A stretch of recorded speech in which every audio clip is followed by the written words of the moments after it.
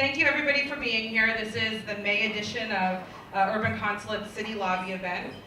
Quickly, Urban Consulate is a program that's a 2015 Night Cities grant winner, originating out of Detroit actually. So this is a multi-city project. We're in our second year. We've hosted over 100 conversations in the last year, and we look forward to hosting many more in the coming year. We're mainly prominent in Detroit and Philadelphia. So the bigger vision is to have Urban Consulate locations, home bases, and cities across the country. Right now we're doing that in practice in Detroit and in Philly. My co-host, Jermaine Jenkins, isn't here tonight. He's in Harrisburg at a conference, so maybe he's dialed in on Facebook Live. So by the way, this is on Facebook Live, everybody. And part of the reason we do that is we want to give access to more people to the conversation, and we also want to acknowledge that we're trying to reach and connect with other cities. So Detroit has similar mirroring conversations as we are here, and we try to cultivate that exchange both through these types of events and also by more intentional sort of cross-city exchange trips. So if you ever have any colleagues or friends or anything that are visiting and coming through town, you should let us know, because we'd love to connect with them, and if it lines up timing-wise, have them featured at one of our conversations.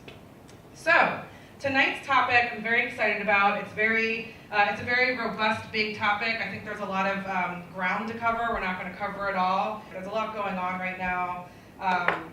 There's a lot of embrace, I think, about us being a welcoming city, especially compared to places like Texas. And then we also want to think about immigration for sure. We also want to think about how Philly can be more inclusive to refugees, natives, and newcomers. So we have a great lineup of special guests here.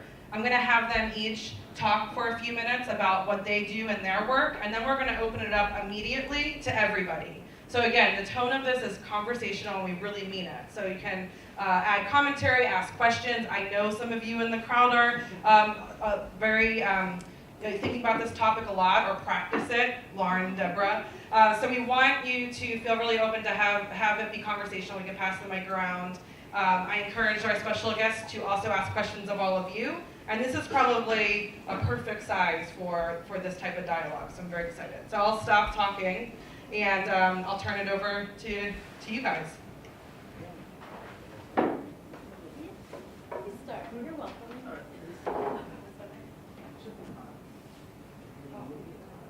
Here, you can just pass this down the line. Hi, so my name is Herman. I work for the Welcoming Center for New Pennsylvanians, and I'm in charge of the small business program. I've worked with the organization for the last 8 years now, and I've been to each and every neighborhood in the city. 95% of the clients that I work with are immigrants. So in terms of what makes a city a welcoming city, I hear it firsthand from the clients that I work with. The Welcoming Center is an organization that connects immigrants to economic opportunities. We are also member to a national organization called Welcoming America that has put down some tools that cities and municipalities can use to make their cities more welcoming. There are 7 parameters that they use, that cities can use to measure whether they're welcoming or not. And they start from government leadership, equitable access, civic engagement, connected communities, education, economic development, and safe communities. So I believe that during this discussion, we will be able to talk about what Philadelphia has done and use those 7 parameters as a guideline to help us see how our city is doing. In terms of the businesses that I work with, from the immigrant entrepreneurs' point of view, so much has been done from the city government, but there's still a lot that needs to be done. Thank you. Hi, I'm Manklang. I'm wearing a couple different hats today, so I'll tell you about 2 of them. So I am the communications director for the U.S. Federation of Worker Cooperatives, which is a national network of worker-owned businesses which is something that I'm sure I can get into like a little bit later if you don't know what that is. But it's basically businesses that are founded, run, organized by and owned by the people that work there. In particular, I think I'll be talking about an initiative that we're working on called the Sanctuary Workplaces, which is we're building resources for businesses of any kind, not just ones that have immigrant workers within them, but businesses of any kind to create an inclusive, welcoming space in their organization for communities that are marginalized, that need to be defended right now, so that we can come together and expand what the idea of sanctuary means to create safe spaces for our people. And my other hat is I am the chief of Making Things Happen at the U.S. Department of Arts and Culture. That really just means I'm mostly the chief of operations, and I work on some communication stuff. The Department of Arts and Culture is not a U.S. government office. It is a network of arts and culture activists. So we work on a lot of initiatives to gather people around arts and culture for social justice. So for instance, in January we organized the People's State of the Union, which was a huge campaign of events across the country where people came together in small groups to share their stories about what it means to be a U.S. citizen right now in this time, and so that we can share and understand each other's cultures. So a lot of the work I do is very intersectional. So the arts and culture work, it very much overlaps with the cooperative work that I do, both nationally and here in the city. And it's basically just all about helping people to understand that the power that they have to own their life, own their business, own what their life looks like, and be able to make decisions for themselves, and also to celebrate the cultures that they're coming from and help other people to understand them and vice versa. Hi, my name is Ben, and I have a restaurant that I run with my wife called South Philly Barbacoa, and we also have another place called El Compadre. It's in South Philly also. I was a cook in Philadelphia for about 5 years before I met my wife, and that's really when I started to learn about immigration and, within the context of the restaurant industry. She came to the United States across the desert, and this was to put her daughter through medical school. She wasn't able to earn enough money in Mexico selling her barbacoa, so she came here to put her daughter through school.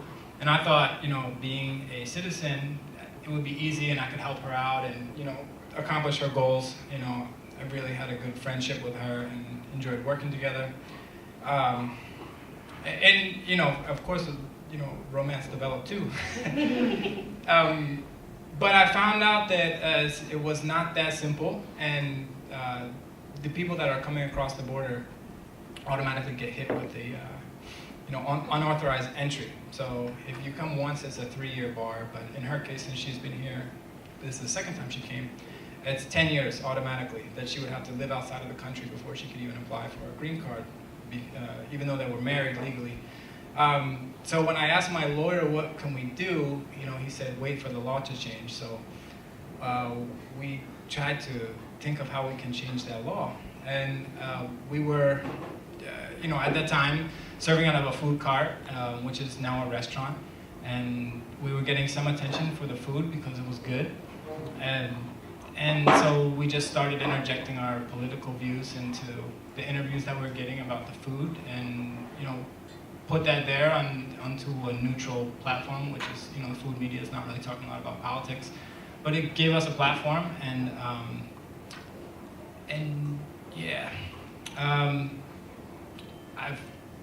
we have been trying to organize the power of the restaurant industry, and it's a billion-dollar industry. Chefs have influence in the culture.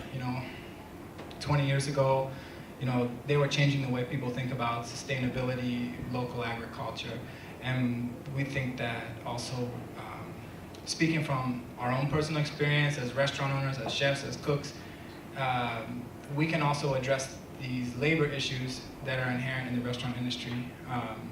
the system is kind of set up and it's kind of broken for both sides. You know, owners can keep their hands clean as long as they look the other way, you know, but we want more chefs to step forward and say, look, you know, there's undocumented people here, they've been working in restaurants, and, you know, the fruits of the labor that we're enjoying now, you know, that should not go unacknowledged. So we've been trying to organize through having collaborative dinners and events.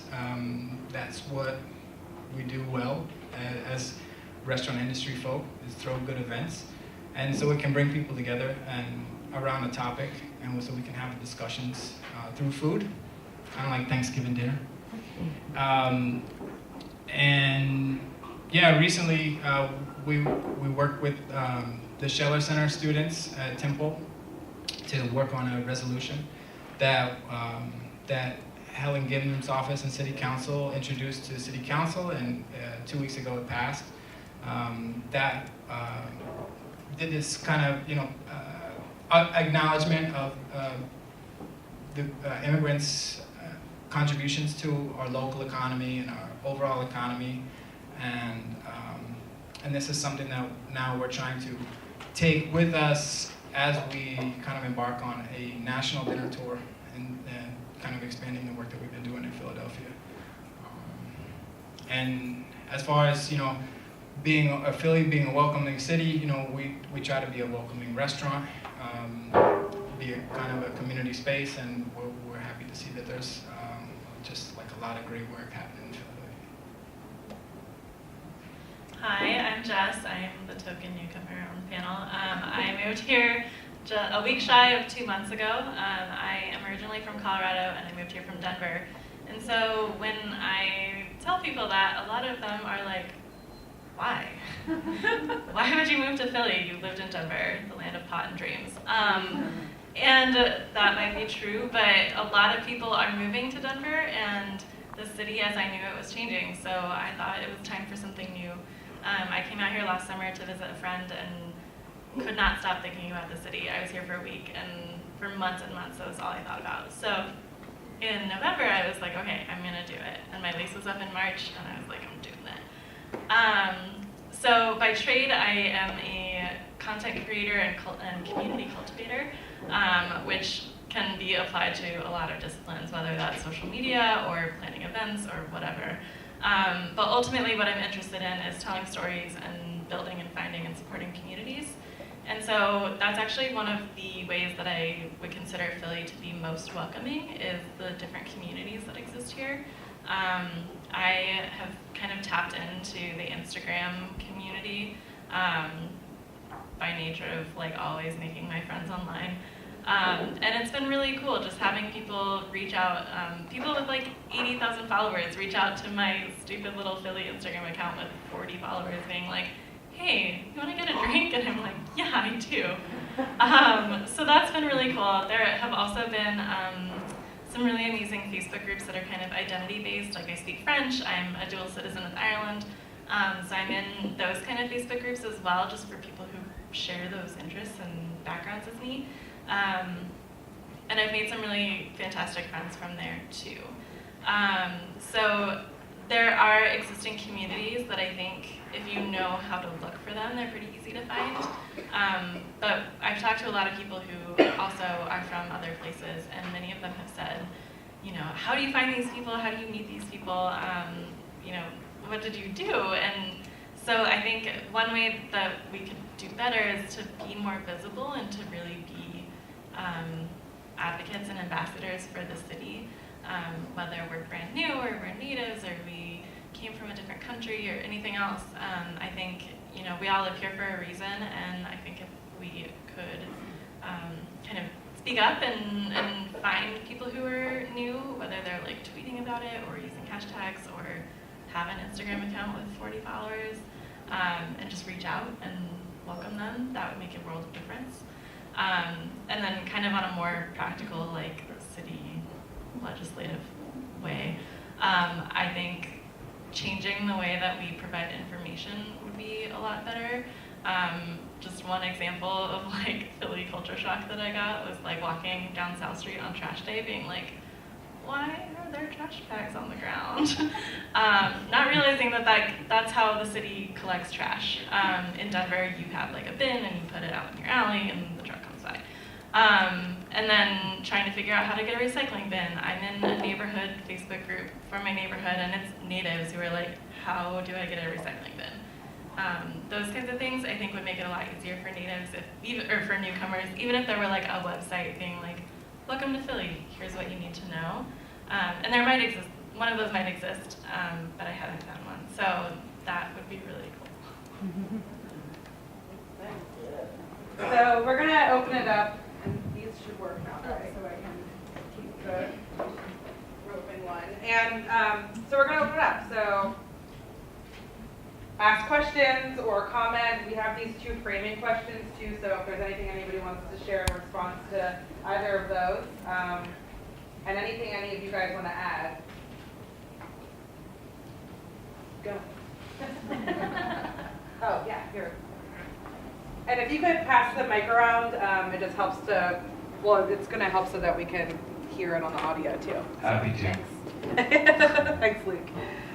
So I'm actually gonna, my question piggybacks off, we have this nice whiteboard for people to put their ideas up, and one of them has to do with starting a business in Philadelphia, and I'm gonna expand that a little bit to just talk about both starting a business or like workforce development in the city. And I know the Pew recently put out a report that 4 out of every 5 businesses in Philadelphia is owned by someone who is white, and wondering for the, I think, not to exclude you, but there are many people on the panel who are focused on workforce development or in the business sector, and wondering about both what you think or successes you have seen in starting to create or promote businesses that can help kind of reduce that disparity.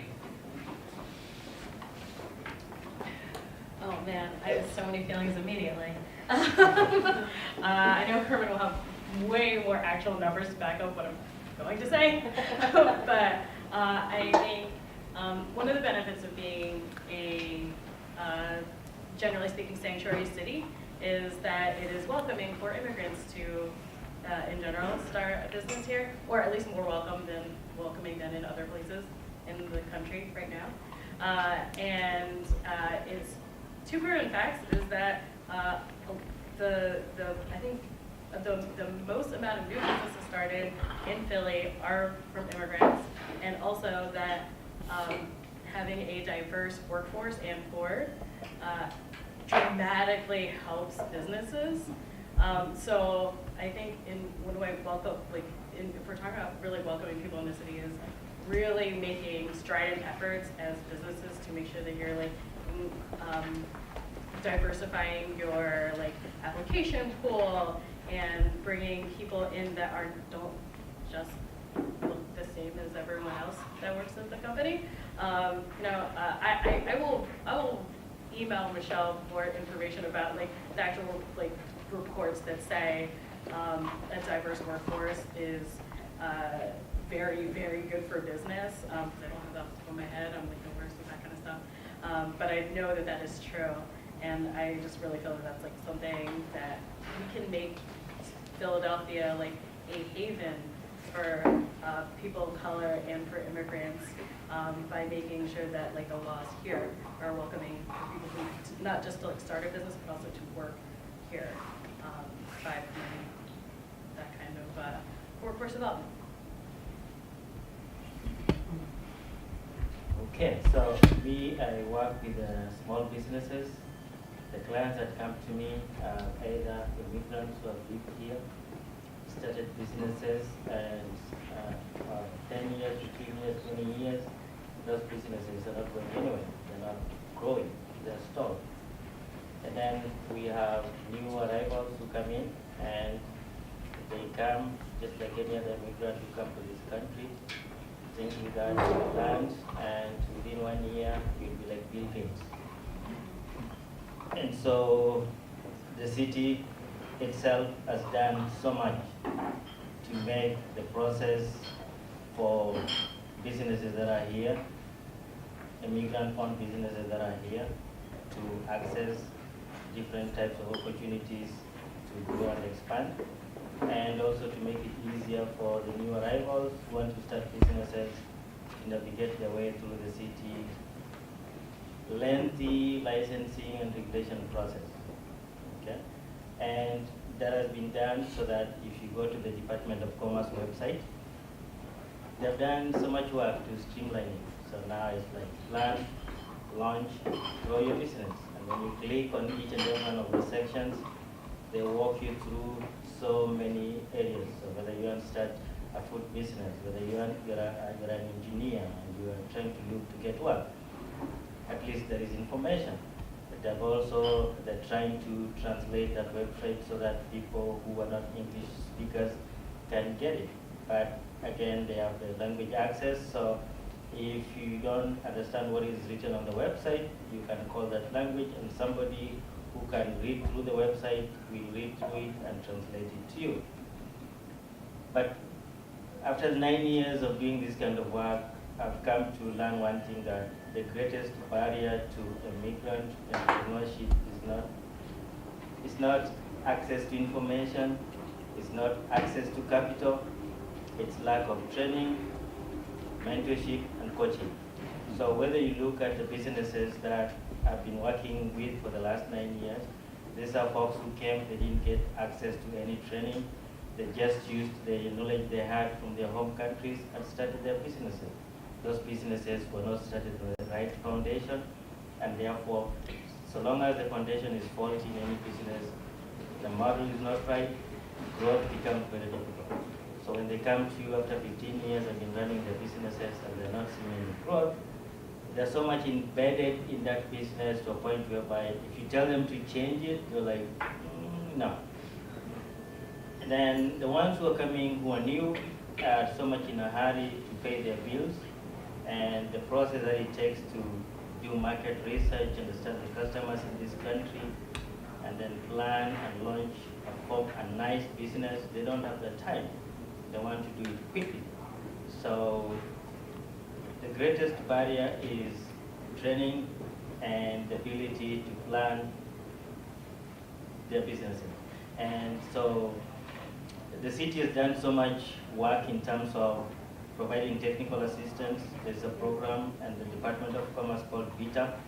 There are like 7 organizations that are funded to work with these communities in both in terms of training and in terms of technical assistance. But then again, getting the communities that these programs target and the services has always become a challenge. Anybody who is familiar with the Commerce Department, they have a program called Dept and Install, which is supposed to help those stalled businesses to re-engineer and invest more money into their programs. It takes time. There's a lot of application, is very long, but the people who those programs are intended for don't participate in them. Okay? And then the next thing is in terms of language. So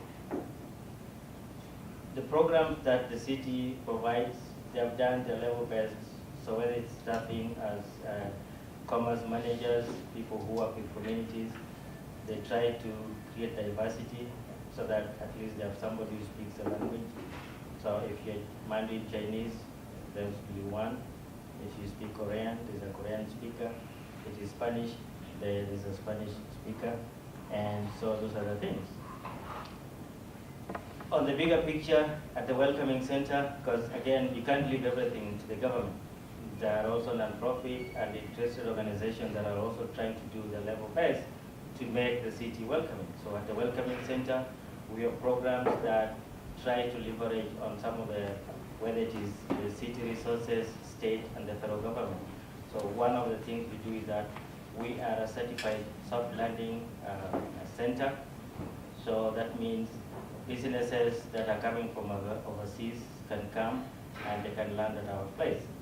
We are a J1 visa host facility. So businesses coming from overseas who do not have the kind of money that the Comcast and the GM of the world have, and can come to the US on that visa for 18 months, and they can come to Philly. They will look at the market, test the product with our customers, and if they find that there's some traction, then from there they can now change and launch the business here. Since 2015, we have hosted around 15 to 20 businesses from Europe, and most of them have already moved from our space and all over the city, and they're employing our citizens. And I heard you talk about training and mentoring. How much of your future business is wrapped around youth development? Because the workforce for the youth is pretty much being transplanted. If someone comes to Philadelphia and there's not inclusion in terms of becoming a skilled laborer or a skilled workforce member, then how are we engaging our youth in terms of sustaining them? Because we don't have our youth very skillful as we start to look around the other cities. Philadelphia is looking to attract everyone and every model from everywhere else, but we have the youth there not engaged in the technology in terms of application. They're not in the social planning. I say one child or one crayon could map out any of these projects that we're talking about, Plan Philly and 3.0. We're probably in generation 5.0, and we're leaving them behind, and they understand the matrix better than we do. So if everyone in here was replaced, where's the model at? So if every person in here had to be interchangeable with the next person, where's the next rank coming in the door? Because the youth, they have access to funds. They're giving out funds, but we don't even know that Youth Philadelphia is giving out $15,000. So we're not including them in these conversations. So if you have a business model, how do we look to engage them? I know that was a long question, but I put out a lot of facts.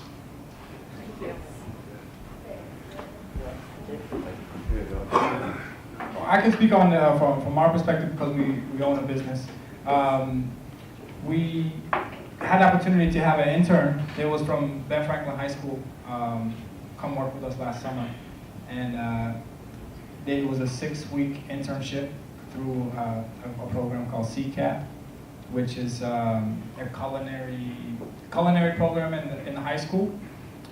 So he came and interned with us for 6 weeks through CCAP, and then he did such a great job that we hired him, and not just hired him, but also hired his friend, and also hired his cousin at our other restaurant. So now we have 3 young people from his circle that are getting to experience the tradition that my wife has brought, the culinary tradition, which is really not an open door to anybody. We have kind of secretive about the way we cook and the recipes and stuff. So he's getting a great opportunity to really learn a trade that he'll be able to support his family. I also see a lot of problems within my industry, and I know that the old guard, the successful chefs may not be the ones who are going to change those things, but it's going to be the young people that really have to inherit a lot of problems that are within our industry. So I think it's really important to engage with the young people. That's only speaking from our own restaurant. 2 groups that I want to kind of call out. One is Mural Arts Program. They work with kids to do artwork. I don't know that much about it, but I did think that was an interesting program before moving here. And then also Coded by Kids, which I learned about at a Philly Tech Week event in this room a couple weeks ago. They work with students, middle school and high school students, to teach them how to code.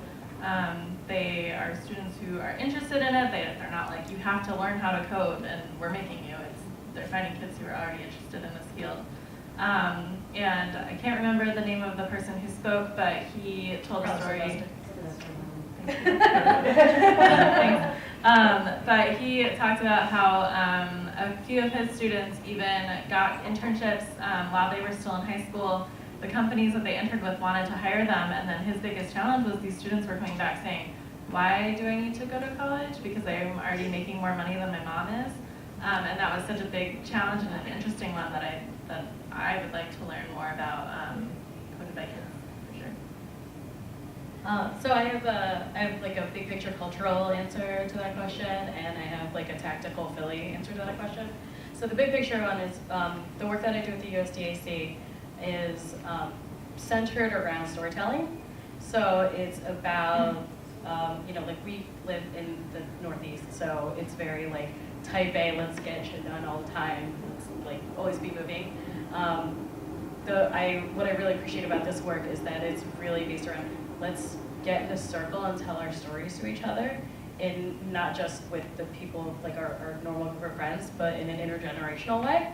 So, like we saw like hundreds of events in January, the People's State of the Union that I talked about earlier, where people of all different kinds of ages got together. Actually here in Philly, I think it was Artwell that put together an event where it was like little kids and moms like coming together to tell their stories, and in that way helping for the adults to connect to their kids and learn from each other, because it's not really just about kids learning from adults, it's about adults learning from kids, because they bring a lot of insights when you give them the space to tell their own story and tell them that that's really important. So that's my big picture cultural answer to that, and on the more tactical I know there's plenty of people in this room that could probably really well answer that question, and I would love to kick it to you guys after I say this a little bit. But yeah, I think the tactical thing in Philly is helping adults to know how to equip their kids, because there is a ton of opportunity and resource in Philly that if people like understood where to get it.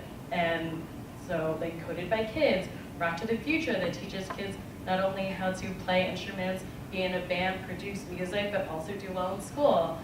There's really ASAP, which is like programming, like after school programming for kids. And like there is just like an insane amount of resources for young people in the city.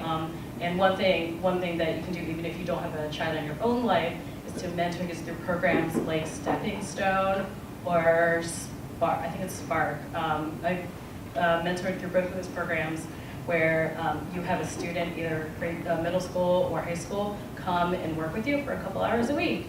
And that's like a very little impact on you, but it's a huge impact on them because they're getting training, they get to put that on their resume, they get to know leaders. So it's really just helping, I think it's helping adults now, help you. I'm super interested if anybody here has something that they want to talk about. I sort of have a piggyback on that.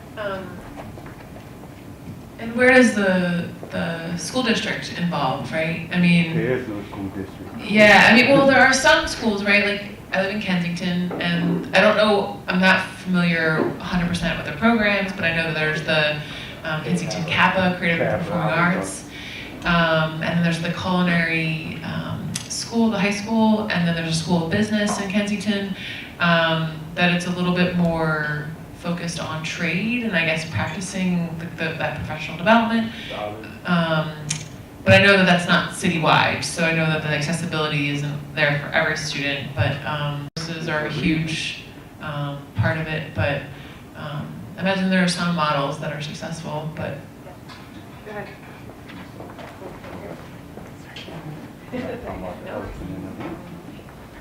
Thank you. I work with young people, so I work for a national nonprofit called the Future Project, where we go into public high schools across America, and we engage young people around social entrepreneurship, community organizing, and building their capacity to create the lives and world that they want for themselves. I think, well, I know, because I'm a Philadelphia native and I went to public schools, and if we're honest, our school district has failed and is failing our young people, and that's just the truth. And so for us, everyone here, like, you have to go to where they are, because there are programs, but they're like, are not enough. They're just not enough. Like, they have failed our young people, and I'm in school every day. I can't say the word, they have failed our young people, and they are failing our young people. And so our work is to just build their capacity to figure out, one, to get clear about who they are, and then to do the work that they want to do. And I think often as adults, we are saying they have to get ready, but they're already ready. You know, I have young people who have started nonprofits, who are producing films, who've traveled internationally, and doing this with very little resources. But I think for us, it's going into their schools and going, what is the high school that's in my neighborhood? I need to go there and say, what can I do? And then, of course, talking to legislators, because it's a problem. Public education, across the country in urban cities, are just abysmal. But the work that we're doing is to not tell them what to do, to say, well, what is already inside of you, and let's build that. And so we're always looking for folks to jump in and support young people. We're in 3 schools, the U School, South Philly, and Paul Robeson High School. We have a career day, June 7th, where we bring tons of people in and offer internships and things like that. And so the young people are ready, and they have more skills than I do. But they're just waiting literally for the opportunity. And the opportunities often aren't presented to them, particularly if you're talking about Black and brown students. And so it's like you have to go into the school. It's like your individual kind of thing that I have to do, being a good citizen. It's like, what do you need? And it becomes a lot because I'm doing it now. I feel like I have children and I did not sign up for this, but it's just part of the work. But like, we're doing a lot of work in this city because it just needs to be, and we're looking to expand also into other schools. But Youth United for a Change is a great place where, young people can learn to advocate for the issues that are happening in the city. So there are some programs, but like, by and large, in comparison to other cities, cities we don't have a lot, but definitely I'm here all the time. Our office is here, it's in that corner. We're always looking for people who want to connect with young people. It's called the Future Project. And so we're the smallest in the country right now in terms of cities, but we're in 7 other cities, and we'll be, I think, in 12 going into the new school year. But we're always looking for people to support our young people, and they're just waiting. So, and I do have a list of other folks, of other organizations that are in the city that you may not know of, that I can connect folks to if you want to connect to young people. So.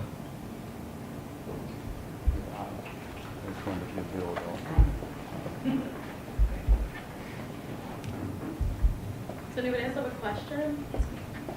Do you have a follow-up? Okay.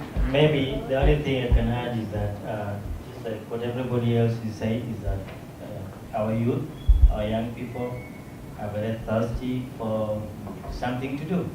And whether it's the school district or all the other institutions, I think it's just going to be upon each of us individually or through the organizations where we work to try to create something to help. Even if you're helping only 2 or 3, 4 or 5 young people, then at least, okay? So the school district can do their politics, and that will take time.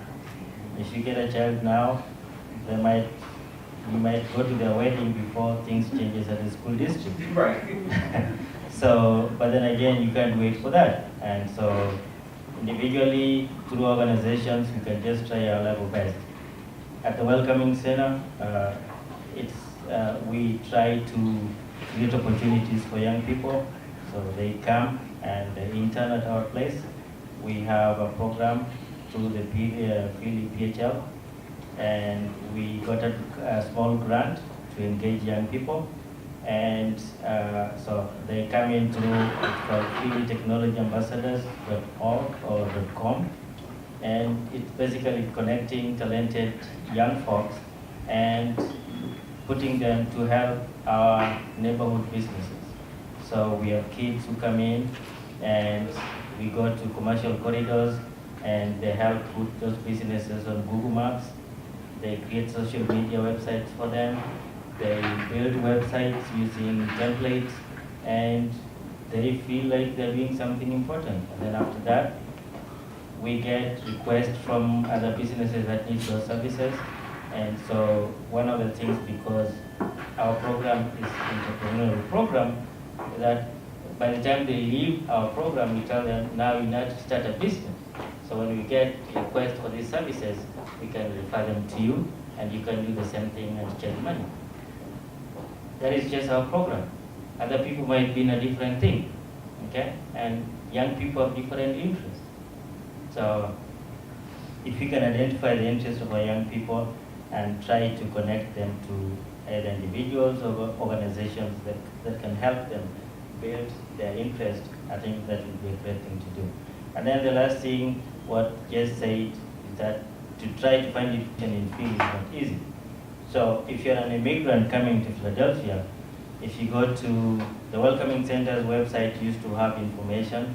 It will connect you if you're looking for a school, if you're looking for a church, if you're looking for a community group, if you're looking for government services, you can go there and it will direct you. But I think there has to be some place whereby, so that if anybody in the city with a young person in their family, there should be a place where you can go to, and all these services and programs that are there that nobody knows about, they should be made in a place where it's public, it's accessible. Okay? And I agree with Jess, that is something that is lacking. And for us to become a more welcoming city, I think we're going to have to do that. You start to the airport. If you come here for the first time, the other airports, when you land, you see signs are written in different languages. Okay? So if you are Mandarin, at least you see a welcoming in your language.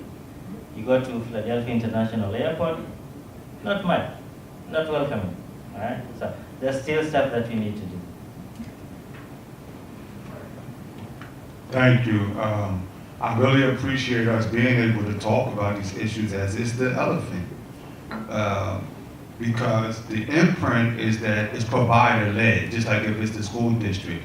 We're talking about an agency that says they can show you in a room, I had some youth and give me some funding and some wraparound funding, and then it becomes not so much the model about the youth. And when you speak about a social entrepreneur, actually that person has the skill set. So if we had to move out of their way, we would be in a world of trouble. Because that's like saying, we developed you and then we sourced you out. And aren't you glad that you're a byproduct of what we offered you? So the model has to be very integrative, it's got to be inclusive, and it's got to be progressive. Because if you basically even go as far as media and technology, there's no one single entity outside the school district where the children use the media and technology to develop their short films and stuff like that. You have a few, but they are not sustainable in terms of led by the youth. So they don't have youth media here. So then their message, like sharing stories, it's not their narrative. I would actually say, like Philly Camp has a lot of programming for youth. They're not using the technology in terms of a stakeholder in it. Yeah. In Manhattan, they actually can go in and use the studios at all times. The mural arts program started out at anti-graphic. So the point I'm making, because I don't want to target this internally, I want to keep a positive spin on it. In the narrative, we have to be very careful because these narratives are spoon-fed, because we're not looking at the advocacy of where a lot of the agencies came from. They were co-opted.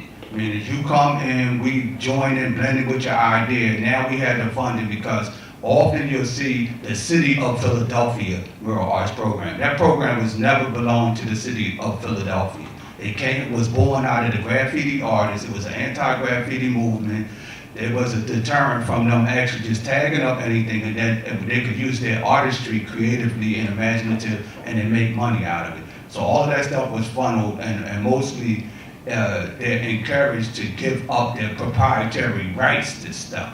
See, and that's the difference. If anybody knows as an adult or a person in the workforce and you work for an agency, you should never want to sign on the dotted line your idea and say, well, I work for you, every property, everything that I create belongs to the company. Because they don't have enough zeros to give you on the check for that. But this is the mindset that's being used here. So that actually reminds me of like a really great story from, we had, I'm on the board of the Philadelphia Area Cooperative Alliance. So it's all about, as you're talking about, kind of like keeping ownership with the people that started it, whether it's someone who's like older or a kid. We had an event called Co-op. It was like a teaching day to learn about cooperatives a couple weeks ago. And we had a kids area where the kids could just kind of like hang out and do their thing.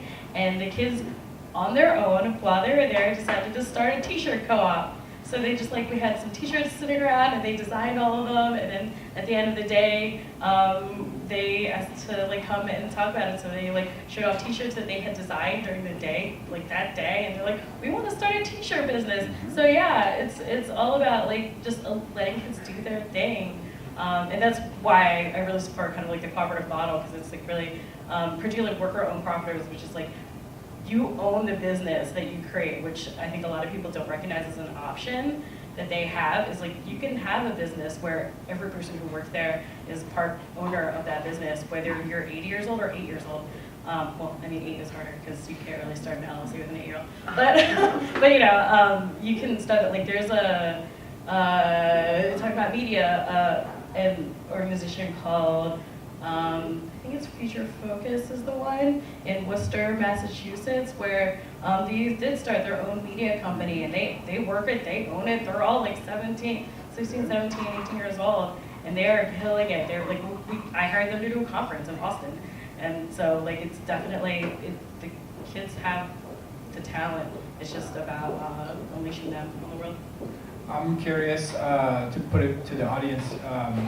You know, people that grew up and went to high school in urban settings. You know, and then even more specifically, maybe people that went through the public school. What kind of things kind of gave you an inspiration? What were kind of some cathartic moments in your high school experience? What were some programs that affected your life and your trajectory post-high school that actually did have an impact on you? I mean, I'd like to hear from anybody's personal experience.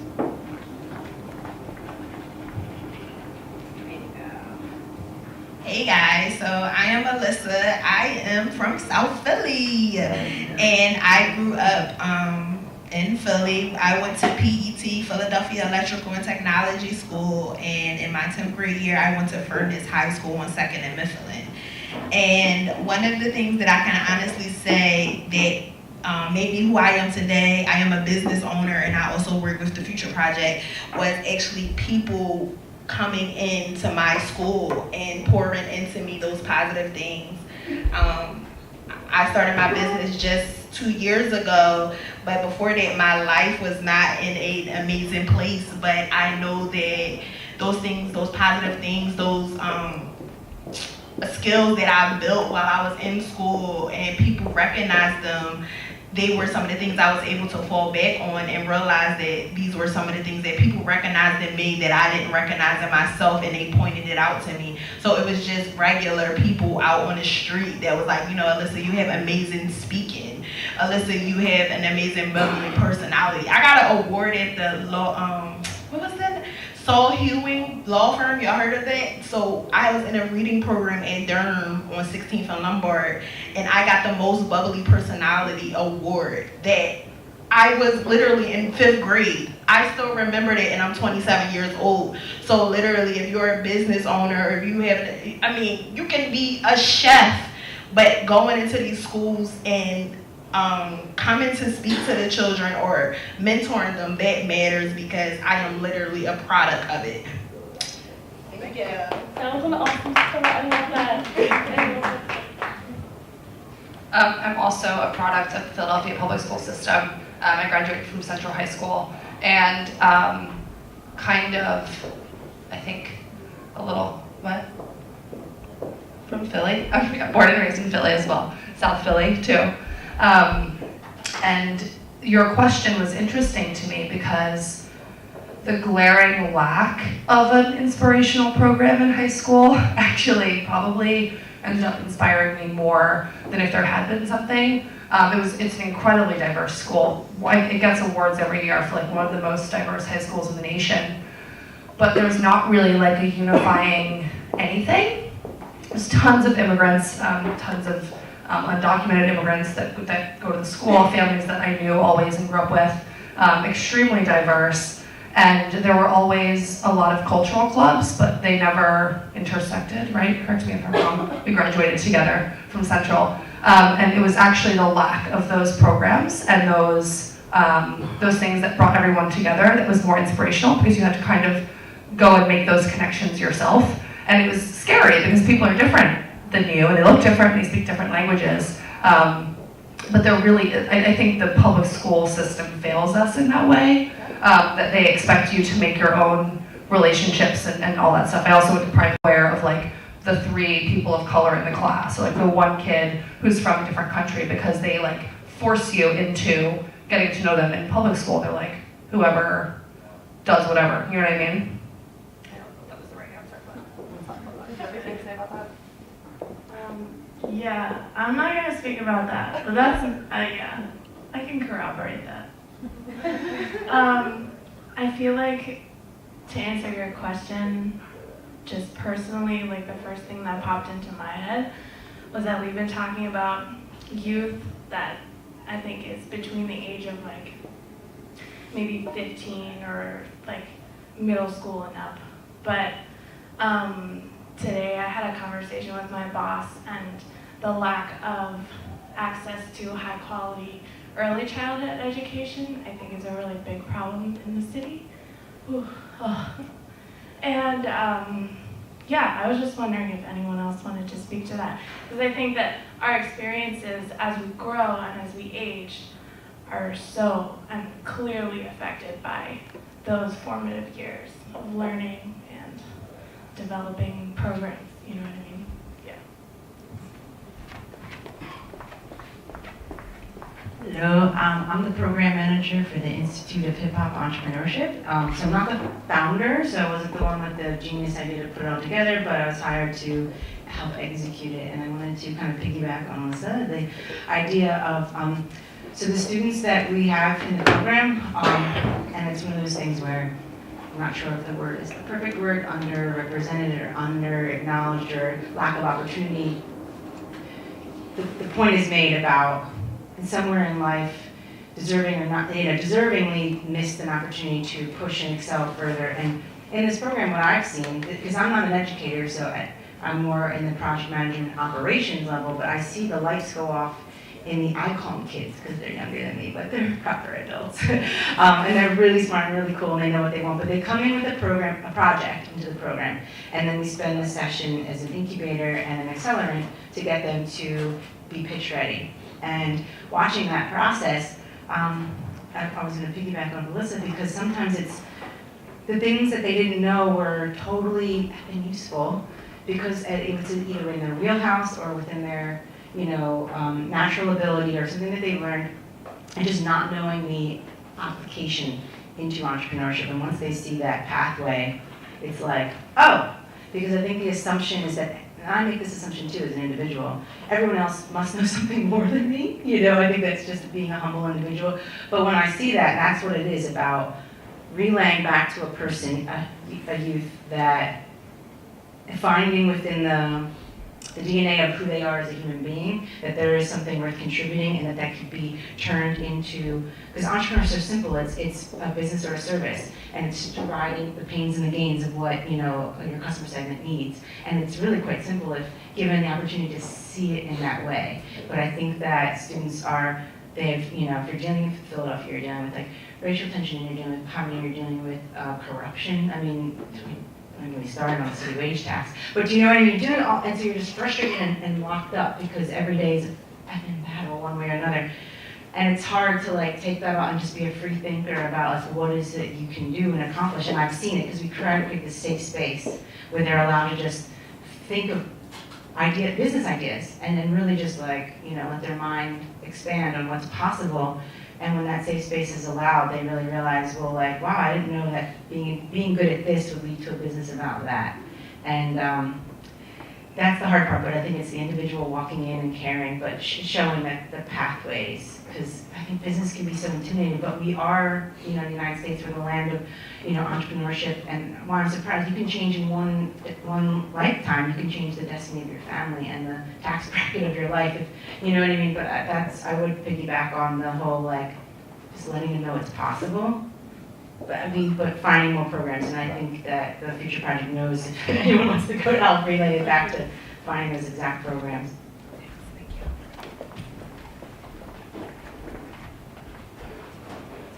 My name is Heather. I'm the editor for Grid Magazine here in Philadelphia, and also it's a larger company called Red Flag Media, and Alex just got a promotion to Director of Sales and Marketing at Red Flag.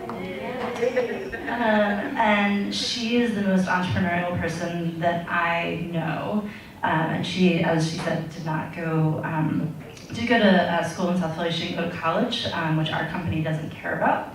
But I think, and we just did a cover story on, I was going to mention you guys, because I think it's one of the programs in the city that is doing this kind of work that everybody's been talking about, creating those pathways for youth in a different way. And it's almost as though the public school system has this big boat to turn around from going from, and like America is in this boat too, from like vo-tech to like entrepreneurial pathways for kids, because that's where the economy is going. It's a knowledge economy, it's a technology economy, and programs like yours are kind of like leapfrogging over where the school districts are.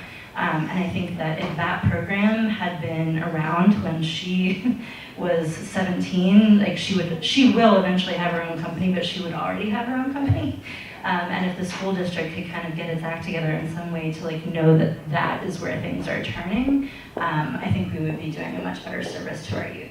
And just like celebrating the bootstrap story. Yes, exactly. And like you know, at this point, you know, and Silicon Valley proves this for more privileged kids. You don't have to go to college to own a business. And the more kids that understand that and know that, the better. And the more employers that don't make that degree a barrier to hiring kids that are really entrepreneurial and work really hard, I think is also another thing that we have to change.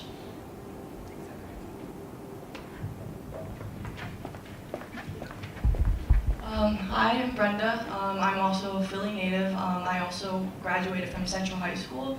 So Alex, Shannon, and I actually graduated the same year at Central. I actually had no idea that they would even be here today, so it was actually really awesome and refreshing to come just running into them. But I kind of wanted just to kind of connect Ben's question, Shannon's questions, and your question earlier. So I kind of want to talk to Shannon's question first, which I think was regards to how do we help kind of youth, you know, who've kind of come from tough backgrounds, just given their family, you know, when they're at a very impressionable age. So with that, I think there's, you know, I think with anything, it's a cycle, right? So their parents probably went through the same thing where they didn't get enough sufficient resources, so they didn't really know how to properly, you know, like, or just raise their child. You know, they kind of raised their child in the way that they were raised. So it's a cycle, right? And you know, like we can do steps in order to just like educate and give them more resources, like for the parents so they can help, but that's not the only way. It's not a guaranteeable way. So I think that's where programming comes in. So your question was related to, you know, like was there any specific programs or extracurriculars that really kind of changed or inspired a student to think a different way, to go and achieve that. And I don't think there's anything specific, since every student, every person, every human being has a different interest. But I think the baseline is that just giving students and young people a space to direct their energy towards through programming, be it sports or theater or a business coming in, giving an opportunity to, you know, like competitions, et cetera, et cetera. And because if they have a program or space to go to, they won't be on the streets creating havoc and crime and running around. May I have your attention, please? All occupants, we will be conducting a brief test of this building's light safety alarm system. You can finish it. Native Crown family, improvise. That was a message. Attention all occupants, may I have your attention? We'll be testing this building's life safety fire alarm system. For your safety, we will test this building's fire alarm system. You do not need to do anything. This will only be a test. Such a welcoming voice. Fire alarm system, very shortly we will be conducting a brief test of this Better get that building's question fire before alarm the system. alarm starts going. But Yeah, and like I guess given the way that our school district right now is being, like you said, like non-existent, right? And it's like, how do we help the kids and train the kids, et cetera, et cetera? And that's kind of going back to what you were saying, how it's like, at this point, like we can't rely on institutions to form the structure and give us what to do, like tell us what to do or like help guide us what to do. At the end of the day, it starts at the individual and personal level, and that's where each of us as individuals either come together as a group or as individuals and be proactive about helping and giving other kids the proper space and activity to help them focus and grow and, like be the next leaders of our city. So that's. Thank you, Kim. And I guess the timing of this fire alarm testing is good, because to be mindful of time, it's almost 7, and if we can get final thoughts in from our guests before the fire alarm, we'll do that. But I do want to say it's very interesting the sort of path this conversation has taken, and you notice that we talked a lot about young people, and I think that speaks to us having a desire for quality of life and access for young people, and seeing that pathway and connecting that to how Philadelphia can grow and continue to establish itself as a welcoming city. And I would also argue that that also would position us to be a more competitive city if we could get that right. So I think it's very forward-thinking and almost visionary for that topic to sort of emerge from this conversation. So with that said, I do want to just maybe go down anything related to the topic. Okay, Jess, let's start. Yeah, so I think both in terms of like the different communities that we work with, along with the topic of youth that we've talked about earlier, what I would say is like, how are we already welcoming and how can we do better? It's really just connecting with each other and working to identify opportunities to build community and strengthen community, whether that's welcoming the new girl in town, or the refugee who's trying to start a business, or just trying to like make a life here, or the immigrant who's trying to start a business, or the student who doesn't really know what they want out of life. I think building those relationships and kind of going across our mental borders will be essential for making the city more welcoming, regardless of like which communities we're in right now. Should I go next?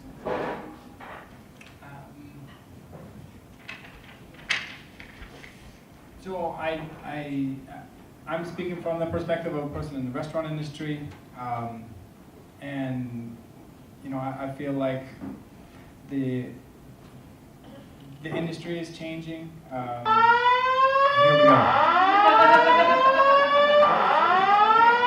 Grab a beer.